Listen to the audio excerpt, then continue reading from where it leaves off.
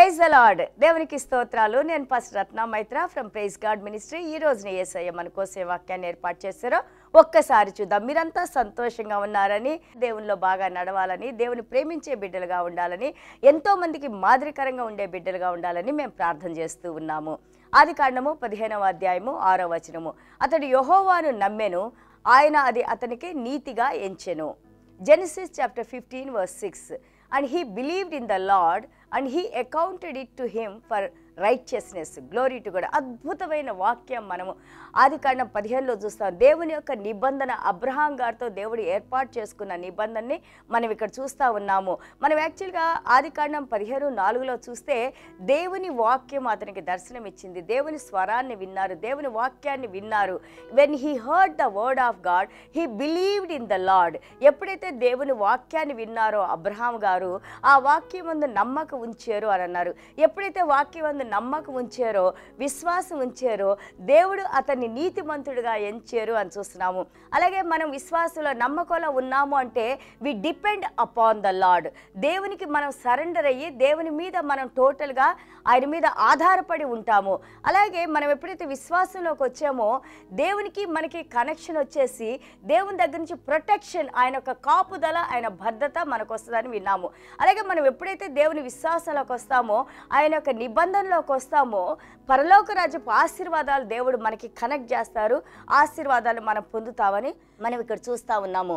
So నేను చెప్పినట్టు ఆదికాండం 15:4లో మనం చూస్తూ ఉంటే word came to him, he believed in the word. ఏం వాక్యం వచ్చింది? నేను నీకు ఒక కుమారుణ్ణి ఇస్తానని దేవుడు చెప్పారు. 15:5లో మనం చూస్తూ ఉంటుంటే దేవాది దేవుడు అంటున్నారు, ఈ ఆకాశం వైపు చూడు, లెక్కలేనన్ని నక్షత్రాలు ఉన్నాయి, అంతగా నీకు నీ యొక్క జనాంగాన్ని, నీ సంతానాన్ని నేను విస్తరింపజేస్తానని అబ్రహాం గారు అన్నారు.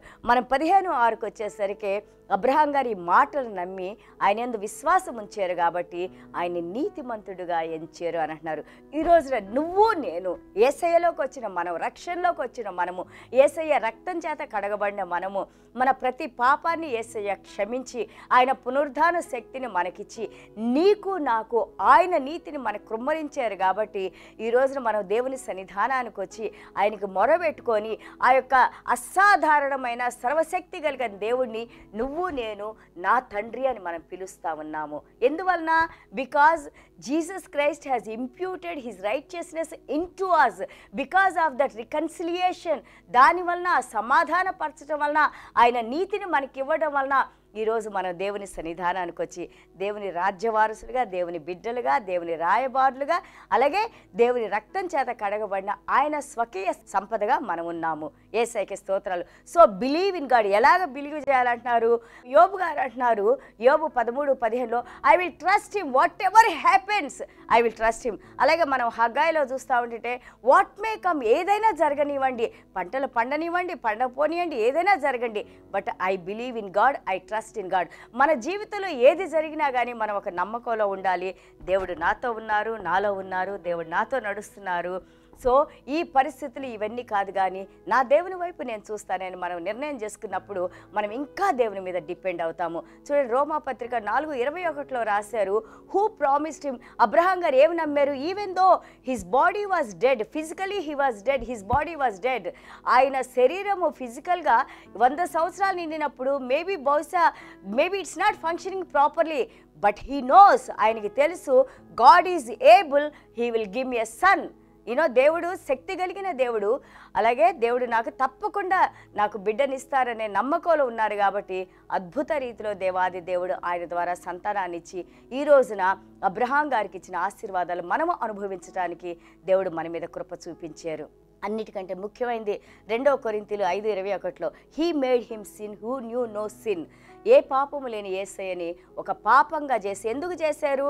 To become the God's righteousness. ఆయనలో ఉన్న ఆయన యొక్క నీతిని మన మీద కుమ్మరించడానికి ఆయన్ని పాపిగా చేసి మన పాపాలను ఆయన మీద వేసి ఆయన నీతిని మనకిచ్చారు. So when we believe in Jesus Christ, when we come to the saving knowledge of Jesus Christ, when we know our Lord and Savior, when we start loving our Lord Jesus Christ, what He is giving us?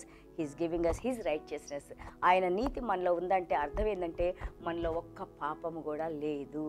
మన పాపాలన్నీ క్షమించబడినాయి, మనం పరిశుద్ధులుగా దేవుని సన్నిధానంలోకి వస్తున్నాము. So let us live according to God's word. దేవుని వాక్య ప్రకారం మనం జీవిద్దాము, పాపపు జీవితాన్ని విడిచిపెడదాము, దేవునిలో నడుచుకుందాము, దేవునికి ఇష్టలైన వారుగా మనం ఉందాము. ఏ విధంగా అయితే అబ్రహాం గారిని ఆయన నా స్నేహితుడు అని అన్నారో, ఈ రోజున నిన్ను నన్ను కూడా మీరు సేవకులు కాదు కానీ యోహాను సువార్తలు అంటారు, నేను మిమ్మల్ని స్నేహితులుగా నేను పిలుచుకున్నాను అన్నారు. దేవునికి స్తోత్రాలు. ఈ కృప, ఈ సమాధానము, ఇంత అద్భుతమైన ఆశీర్వాదాలు మనకి, మన కుటుంబాలకి, ఈ వాక్యం విన్న ప్రతి బిడ్డకి, అలాగే వినబోతున్న బిడ్డలకు కూడా దేవుడిచ్చి నడిపించాలని చిన్న ప్రార్థన చేసుకుందాం. యేసయ్యా మీకు స్తోత్రాలు నాయనా. అవును నాయనా ప్రభువా, మీ వాక్యాన్ని నమ్మి నాయనా ప్రభా, దాని యందు విశ్వాసం ఉంచినప్పుడు నాయనా అబ్రహాం గారిని నీతిమంతుడిగా మీరు ఎంచారు నాయనా. ఈ రోజున మీ సన్నిధానంలో నిలబడిన మమ్ముల్ని నాయనా ప్రభా, నాయన మీ పరిశుద్ధ రక్తంతో శుద్ధీకరించిన ఆయన, మా పాపాలని మీరు మోసిన ఆయన, మీ నీతిని మాకు ఇచ్చిన ఆయన, ఈ రోజున తండ్రి అని నాయన మీ పాద సన్నిధానానికి మేము వచ్చిన ఆయన, ఈ పరలోక రాజ్యపు ఆశీర్వాదాలు మేము పొందటానికి నాయన, ఈ యొక్క అసాధారణమైన ప్రేమను మేము అనుభవించడానికి నాయన, ఈ యొక్క క్షమాపణ మీరు మాకు అనుగ్రహించిన ఆయన, మమ్మల్ని నీతిమంతులుగా చేసినందుకు యేసయ్యా మీకు స్తోత్రాలు, వందనాలనైనా. అలాగే మా నీతి నాయన పరిశీలన నీతి కంటే, శాస్త్ర నీతి కంటే అధికంగా ఉండటానికి నాయన యేసయ్యా మీ నీతిని పోలి మేము నడుచుకుంటానికి, మీ నీతి ఫలాలు మేము ఫలించటానికి నాయన, మీరు చేసిన ఈ యొక్క కార్యాలు మేము కూడా ఈ భూమి మీద చేయటానికి యేసయ్యా మీరే కృపను అనుగ్రహించిన ఆయన, మా చుట్టూ మీ కంచి నుంచి నాయన మీ కాపుదల, మీ భద్రతలో నడిపించమని యేసయ్య నామంలో వేడుకుంటున్నావు తండ్రి. ఆమేన్. God bless you all.